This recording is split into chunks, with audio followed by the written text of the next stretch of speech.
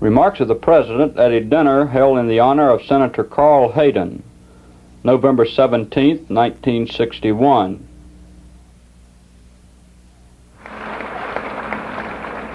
We are very happy to come in here under your protection tonight, Senator. Tell you what a pleasure it is to be here. The Vice President made some reference to the oratorical abilities of Senator Hayden. In looking at one of his early speeches, before he assumed his present status, he once said in 1914, "I know that Congress does not conduct its business in an efficient manner. If any corporation had a board of directors as inefficient as Congress, it would become bankrupt in a year."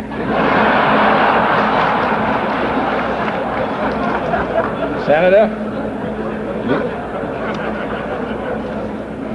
you're right, these things are never erased.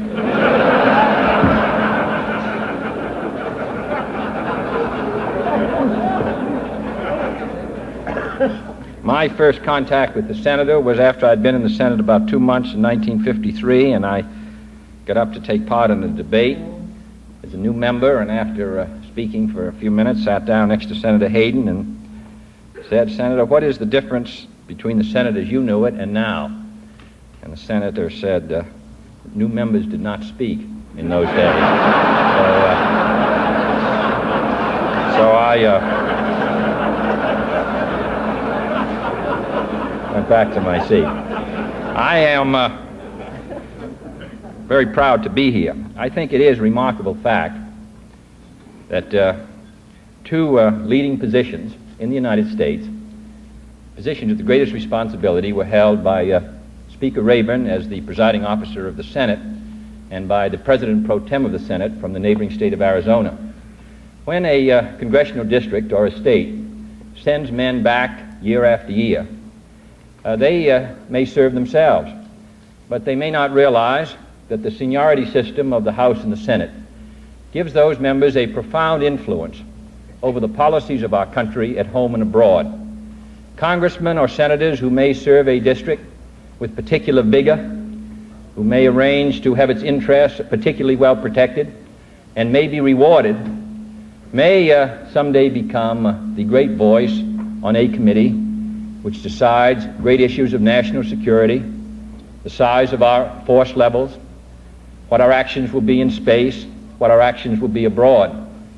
So that the District of Barnum, which year after year made one man the Speaker of the House in the most difficult and critical period in the life of our country, and made the other the President pro tem of the Senate, and also the chairman of the Senate Appropriations Committee, which provides the funds which makes it possible for all these programs to be carried on.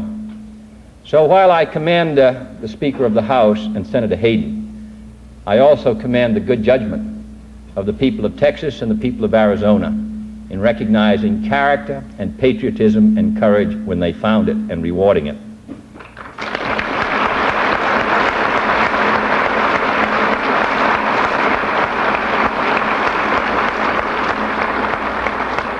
Pericles once said that if you want to see his monument, look around you, and I think that's particularly true in Arizona. This state has benefited year after year by the constant care and attention which Senator Hayden has given to the development of Arizona and the Southwest. Very few sections of our country have required wider and wiser federal programs for its development than the state of Arizona, this city, Tucson, and the rest. This city and this state live on water, and from the days when he was first there in his fight for reclamation and irrigation and all the rest, down to the present time, he has spoken for the country, and he has spoken for Arizona.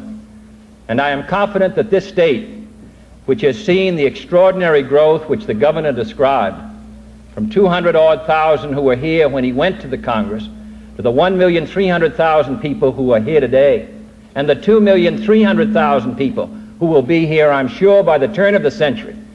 They must know, the people of this state, how vitally important it is that the leadership of Senator Hayden be continued so that Arizona and the country may continue to move forward.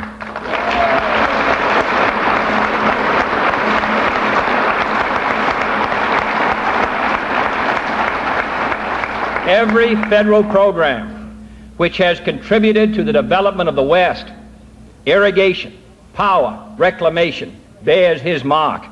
And the great federal highway program, which binds this country together, which permits this state to be competitive east and west, north and south, this in large measure is his creation. But as I said at the beginning, his great contribution has been to our country. When he went to the Congress of the United States before World War I, our problems were simple. Now the United States occupies a key position in the arch of freedom all around the globe. I know that many Americans are often unhappy and concerned about all the problems that the United States faces abroad. But I think you should take pride and satisfaction in realizing that only the United States and our power and strength and commitment permits dozens of countries scattered all over the world to maintain their freedom. And if we did not bear the heavy burdens we now bear, the United States would be isolated with only a few of the countries of Western Europe to look to. It is the United States that carries this great burden. And however dissatisfied you may be as you look at a troubled world around you, and however you may wish for peace and contentment as we all do, you should take pride in the fact that under the administrations of both parties, beginning with the days at the close of World War II, it has been the United States, first in Western Europe, and now in Latin America, and now in Africa, and now in the Middle East, and now in Asia, and now in CETO, and now in CENTO, and now in NATO, and now in the OAS, that really does the heavy work that makes it possible for these institutions to survive.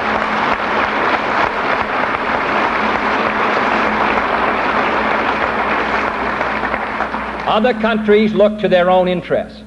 Only the United States has obligations which stretch 10,000 miles across in the Pacific and 3,000 or 4,000 miles across in the Atlantic and thousands of miles to the south. Only the United States, and we are only 6% of the world's population, bears this kind of a burden. And as an American, it is a source of satisfaction to me, looking back over 50 years of service, that the people of this frontier state had the good judgment to put their stamp of approval on him, and year after year have given it to him again. Senator, as one, as which we all are, who love our country, it is a source of pride to me that Arizona and you are so happily matched.